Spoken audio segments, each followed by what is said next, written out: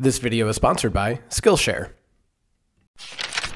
Hey y'all, welcome back to Robe Trotting. We are Derek and Mike, and today we're talking about the ways in which our eating habits have changed since we moved to Denmark. Now, as you may imagine, it's easy enough to keep eating like an American if you move to Denmark, but in many ways, living here has changed our diet and our eating habits. And today we're going to talk about just how that's happened. Obviously, everyone knows that Americans have huge portions when you go out to eat. So it has been an adjustment for us coming to Denmark where we get smaller portions when you go out. And truthfully, the trend in dining out, especially in Copenhagen, is that most restaurants are serving many small plates as well. So instead of getting one large main course, you're going to get a few little plates and get a couple different experiences as you go through. So it's been a little bit of an adjustment for us when we're used to getting giant plates of pasta or meat or food or wherever you go in the US. Another change for us was spice.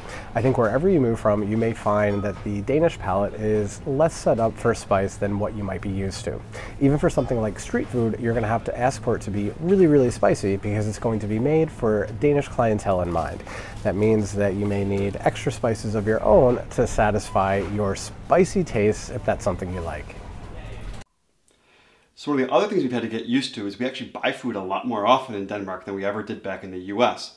For one thing, grocery stores are much smaller in Denmark, especially living in the city, than we were used to in the States. And even some of the larger suburban Bilkas and Føtexes, they're going to be the size of even an urban grocery store back in the US. And honestly, normally here in Denmark, you're going to get more or less food for the day when you go to the grocery store. And it's pretty common on your way home from work to swing into one of the stores and get what you need for that night's meal.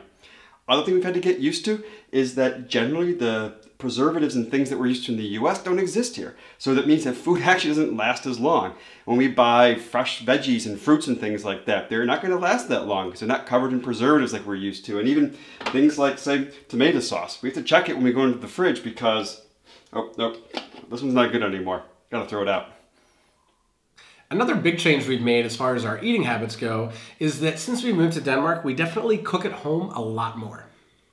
It's not that we don't ever go out to eat, but I think even in Danish culture, going out to eat, dining out, usually means that you're having a nicer meal, something a bit more high-end, and that's really reserved for special occasions. And we've kind of adopted that by cooking more at home and keeping dining out as something special.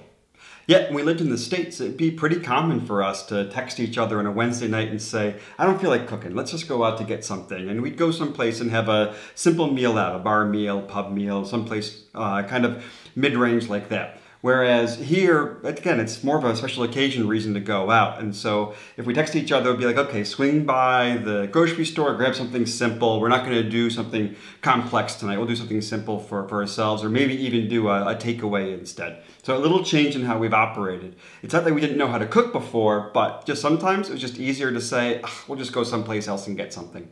Yeah, and of course we had some skills before we moved here. We definitely knew how to cook, and we cooked quite a bit back in the States, but now we've taken it to the next level. And one cool way that we've been able to do that is by joining the community of learners on SkillShare.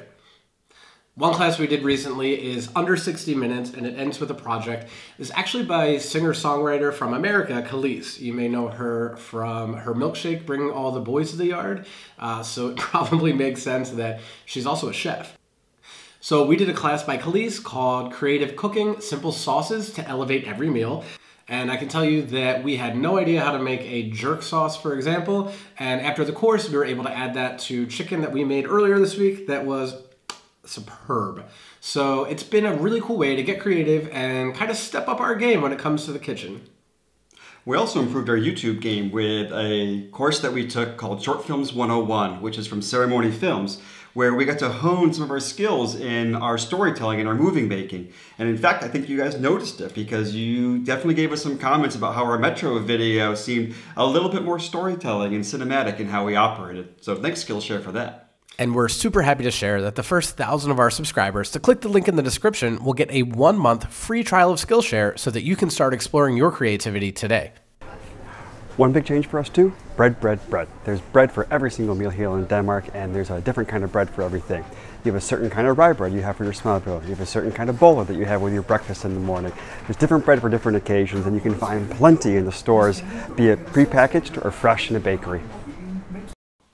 Another thing that we've had to get used to here in Denmark is that dinner isn't rushed. It's much more of an experience, and it's more common to sit down at a dinner together, whether you're with a family or with your friends. Now, in between courses, you can expect a little bit of wine or some nice banter and chatting, and that's at a restaurant or a dinner party.